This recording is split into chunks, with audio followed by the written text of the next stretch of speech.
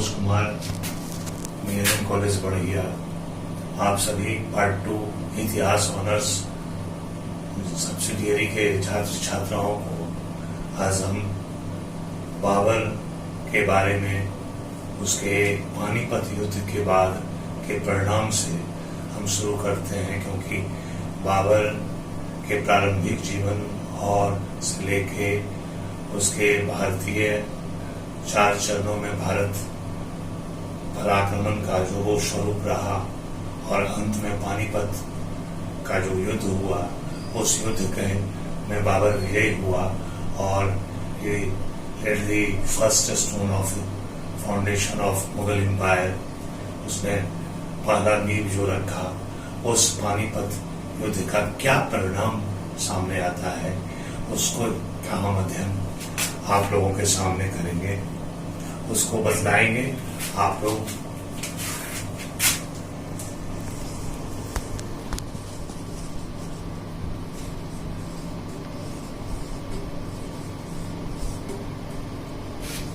Impact and significance of battle of Panipat. Zoom कर देना इसको।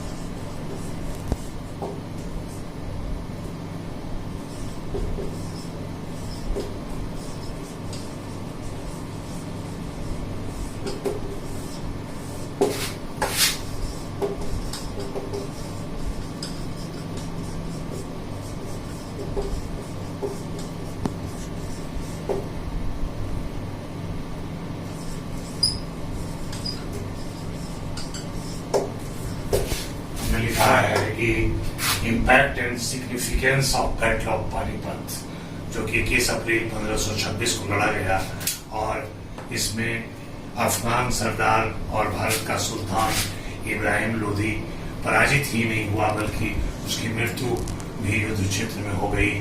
ग्वालियर नरेश की भी मृत्यु हो गई।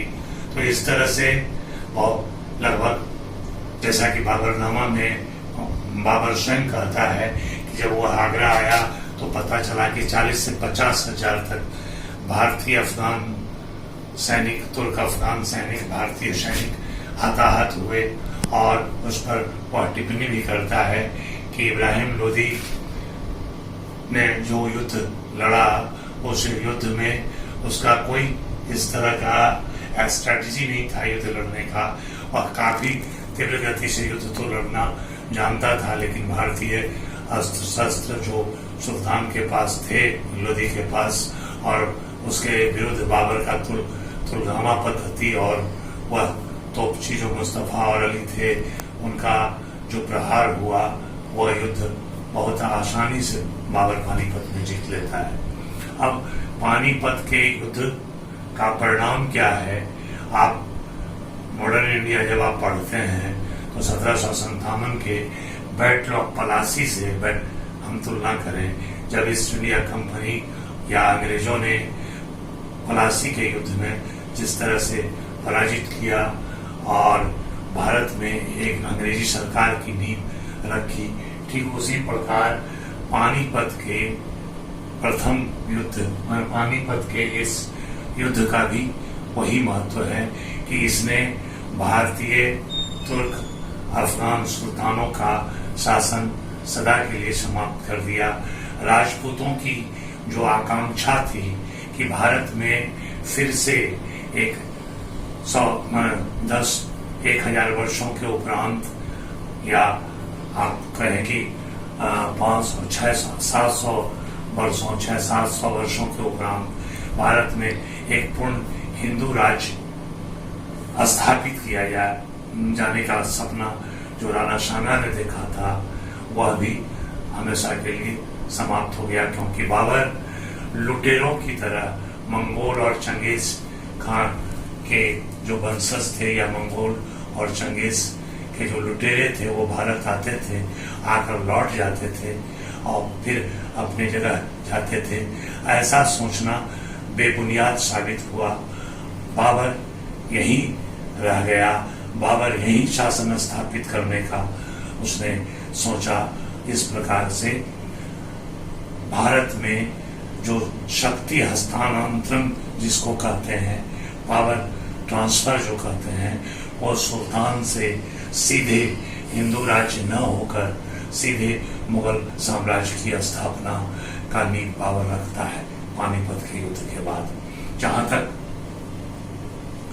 बाबर का प्रश्न है, चूंकि बाबर अपने खुद व्यक्तिगत रूप से साहसी सैनिक था, उदार मना व्यक्तित्व था, मानवता का संरक्षक था, जो अफगान शासक ऐसा व्यक्तित्व नहीं रखते थे।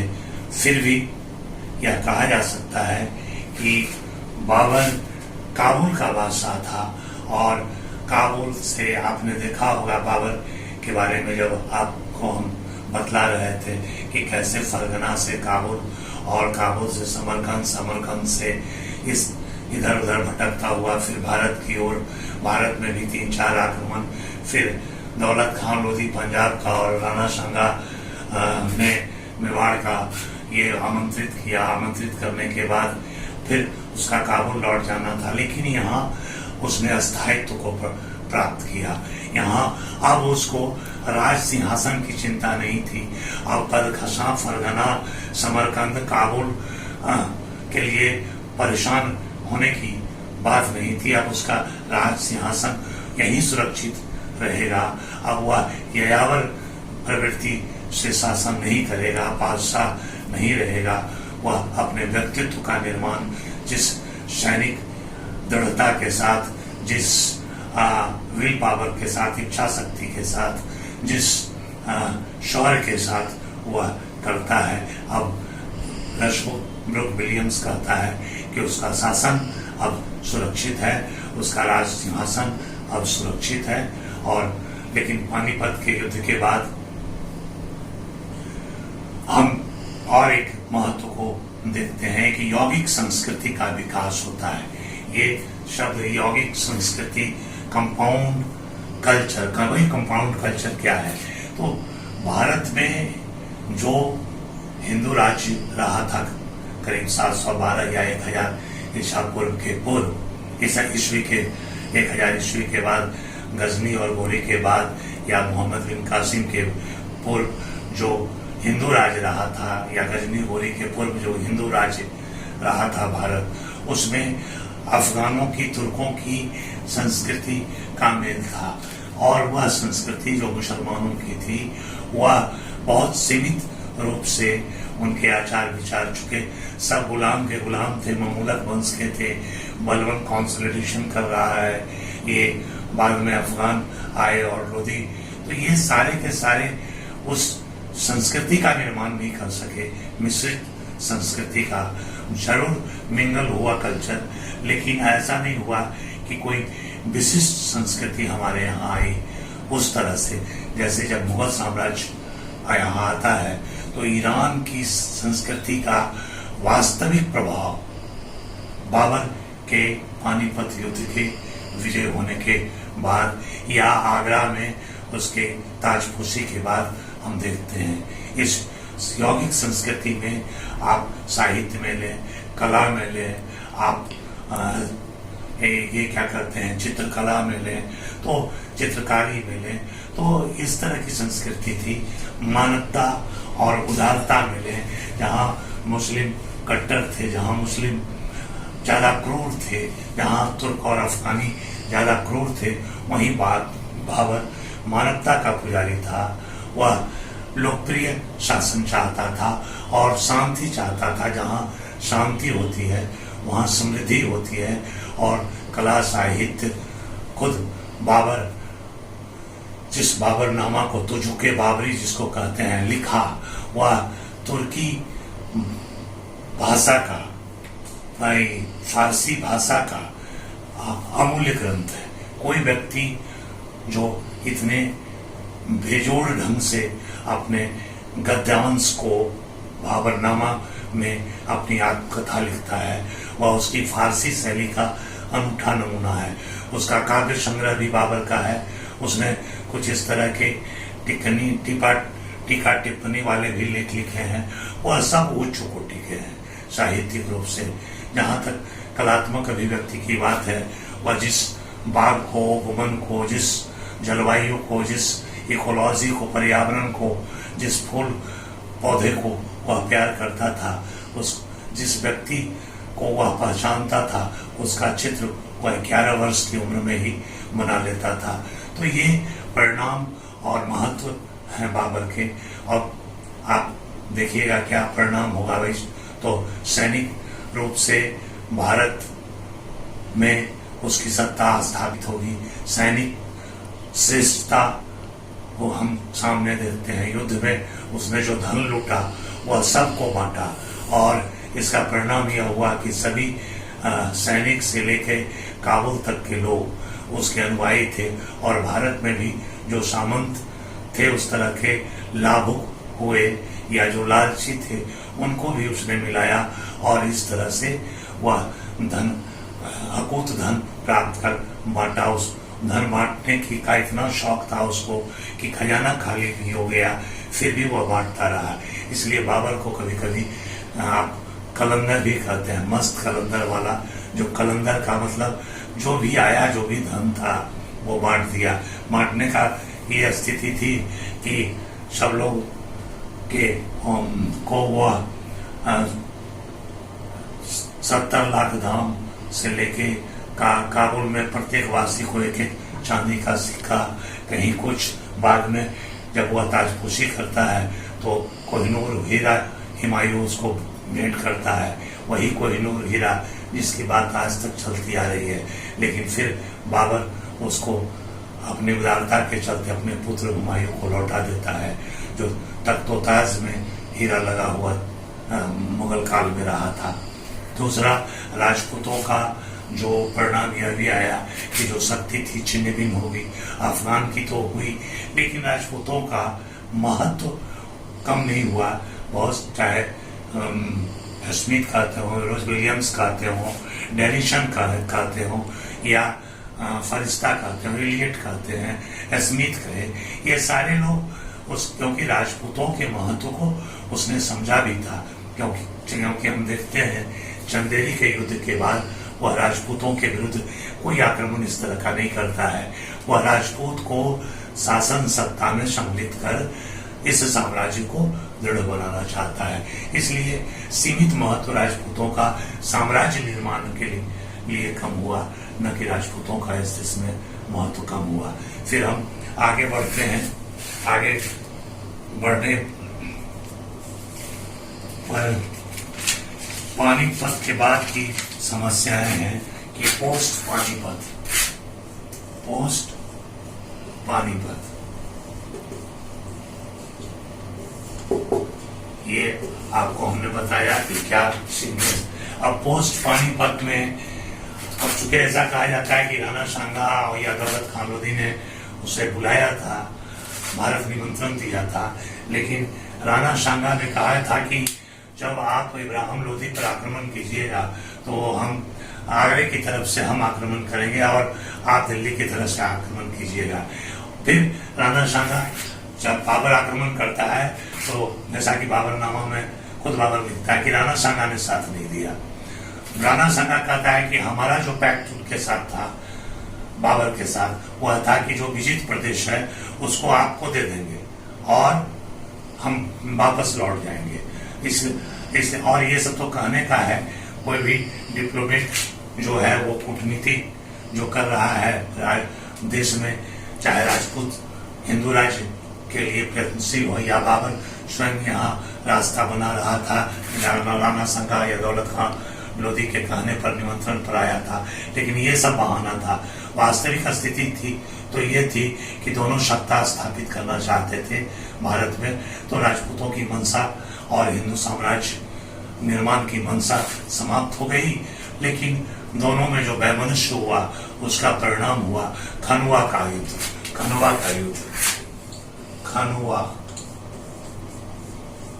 युद्ध।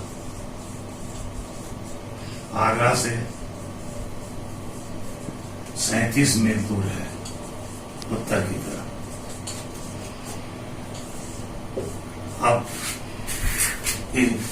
जो पोस्ट पानीपत हम देखते हैं कि सारे के सारे छोटे छोटे जो सामंत हैं वो अपने को ये कंपिला का सामंत स्वतंत्र हो जाता है, डावा का, अवध का, बंगाल का तो है ही, उधर अलीगढ़ का, मतलब जितना अगल बगल का है, उसके बाद मेवाती का, मेवाड़ का, सभी छोटे छोटे जो राज्य हैं वो अपने को स्वतंत्र घोषित करते हैं। इन कठिनाइयों को पर बाबर नियंत्रण तो करता ही है, लेकिन सबसे बड़ी कठिनाई उसका राणा सांगा है, जो राणा सांगा के साथ, और राणा सांगा युद्ध के लिए तैयार है, बाबर भी तैयार है।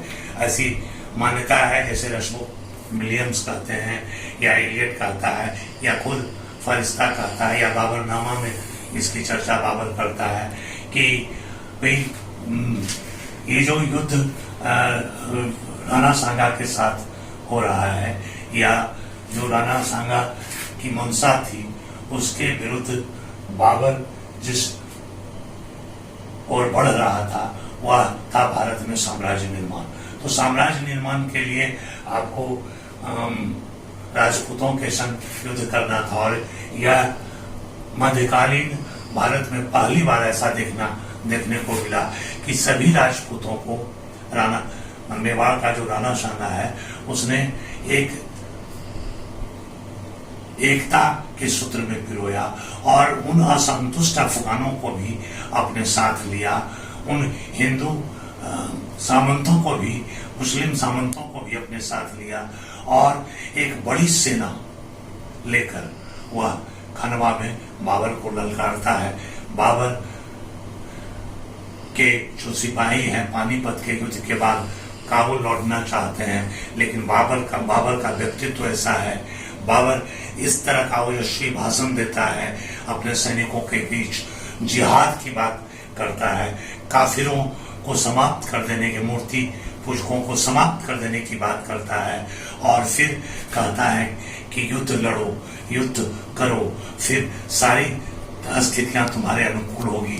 और उस भाषण का ऐसा प्रभाव पड़ता है कि एक दो अधिकारी छोड़कर बाकी सभी जिहाद के नाम पर, धर्मयुद्ध के नाम पर, बाबर के व्यक्तित्व से प्रभावित होकर, उसके ओजस्वी भाषण से प्रभावित होकर वह युद्ध के लिए तैयार हो जाते हैं। और तैयार ही नहीं होते हैं बल्कि काफी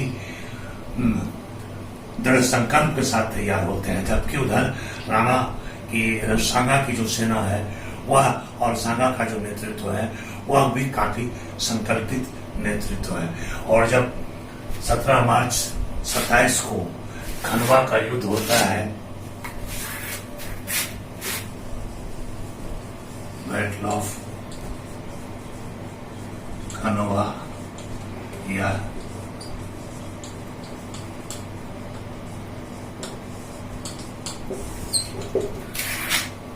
सत्ताईस को जब होता है तो वह दिन बाबर युद्धरत है, बाबर की सारी सेना, हुमायूं, ख्वाजा कलाम, जो तोपची हैं, अली और मुस्तफा वगैरह, जो सारे तुलगामा उसका सिस्टम है, उसके बाद भी अंतिम स्थिति तक युद्ध काफी, कभी राणा सांगा का पलड़ा भारी हो, कभी बाबर का, कभी राणा सांगा का, और ऐसा डर लग रहा था। बाबर इसकी भी चर्चा करता है कि लगता है कि यह युद्ध विजय कर पाएंगे कि नहीं, और अंत में वही तोफखाना और कोड़ों की वर्षा जो मध्य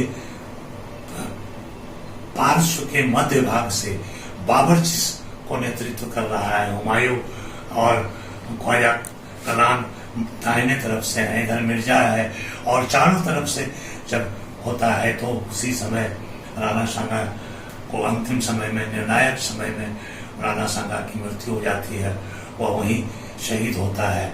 और तब इसके राणा सांगा के राजपूतों की सेना का मनोबल टूटता है, तब यह निर्णायक विजय होती है। यह विजय युद्ध पानीपत के युद्ध से भी बहुत बड़ा है, लेकिन पानीपत का युद्ध एक रास्ता दिया, मुगल साम्राज्य का अगर फाउंडेशन देता है तो खनवा का युद्ध पहली मंजिल पर बाबर को पहुंचा देता है।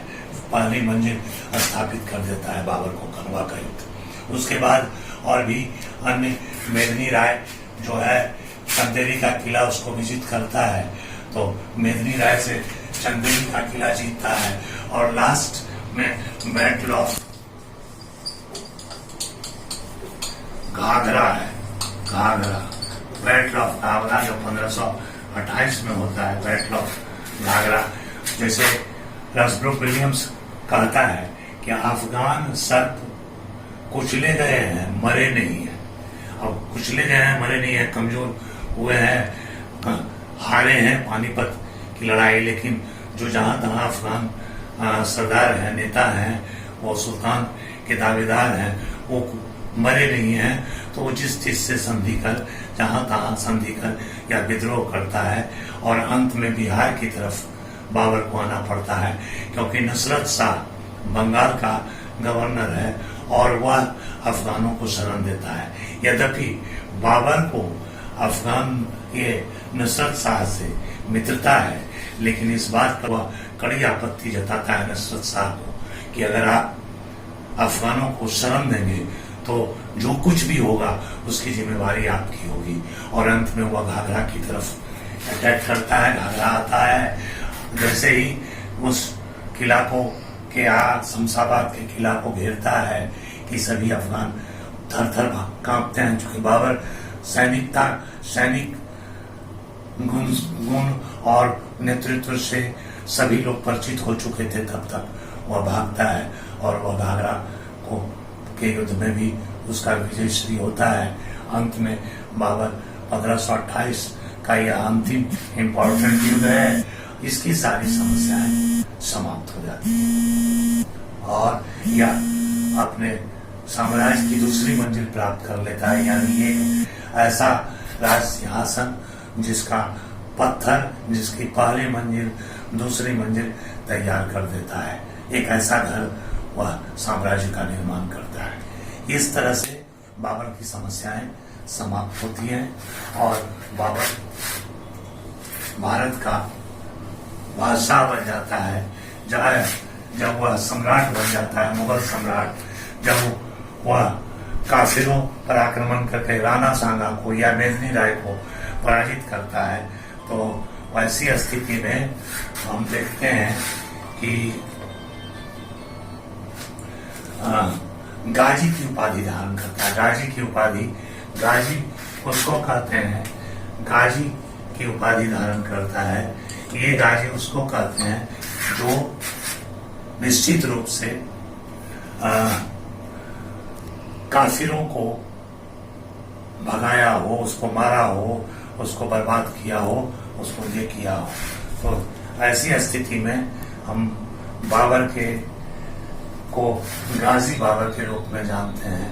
और गाजी बाबर का अगला हम आपको बतलाना चाहेंगे कि सभी खनवा युद्ध का परिणाम आपने देखा, राजनीतिक परिणाम देखा। अब भारत में बाबर की सफलता का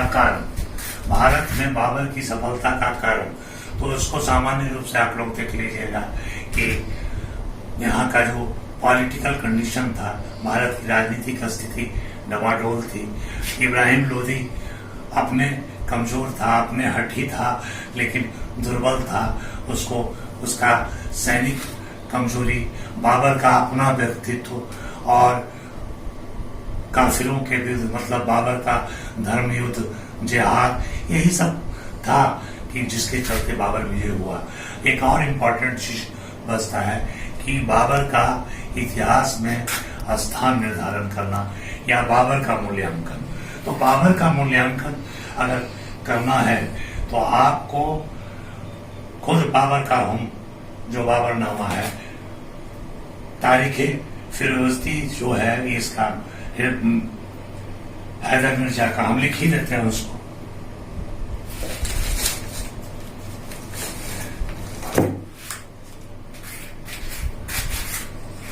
तारीखे रशीदी की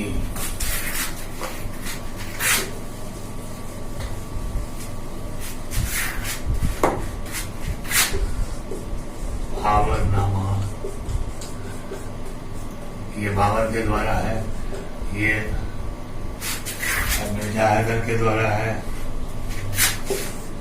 मिर्जा हैदर के द्वारा है, हुमायूं नामा, हुमायूं नामा, ये गुलबदन बेगम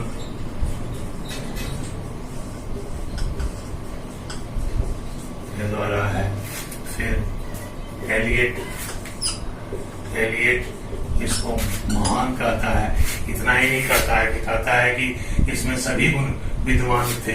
अगर यह इंग्लैंड का शासक होता तो हेनरी चतुर्थ होता। स्मिथ कहता है कि मध्य एशिया में इस तरह का व्यक्तित्व उस समय तत्कालीन समय में कोई नहीं था और इसमें सभी गुण विद्यमान थे।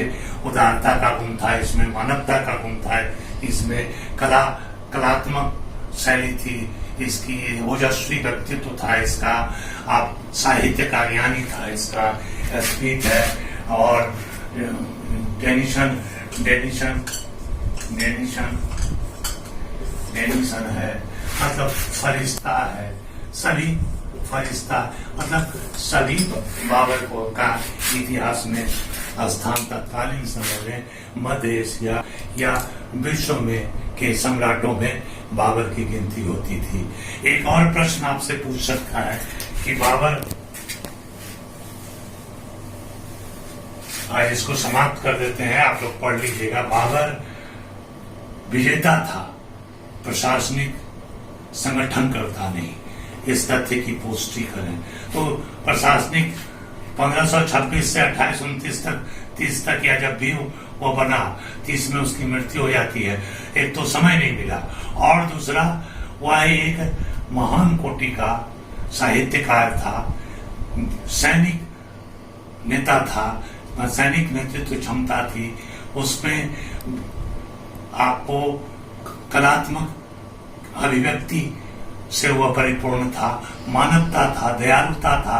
ऐसा कोई मुस्लिम मुगल सल्तनत काल या मध्य एशिया के मुस्लिम राज्य में इस तरह का मानवतावाद और उदारतावाद लिए कोई व्यक्तित्व नहीं था।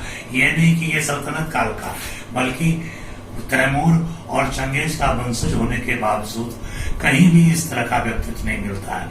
अपने विरोधियों को भी वो माफ कर देता था, अनुशासित व्यक्ति था। अगर किसी ने अनुशासन तोड़ा तो उसको वो कठोर से कठोर सजा देता था, चाहे डकैत हो तो डकैत हो, या कोई सेना में इस तरह का अधिकारी हो, या कोई अपना पुत्र और भतीजा हो, अगर अनुशासन तोड़ता था तो उसको सजा देता था।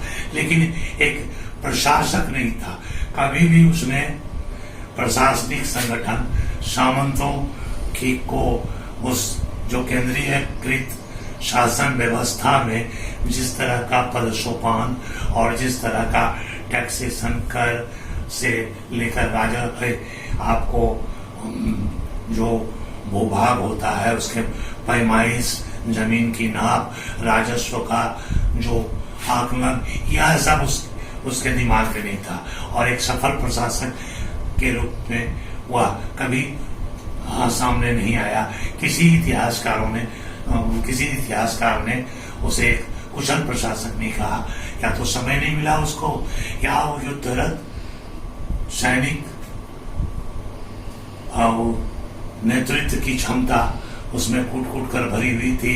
वह बाघ का, उपवन का, फूल का, जलवायु का, पहाड़ का, पंछी का चित्रण में मशहूर रहता था।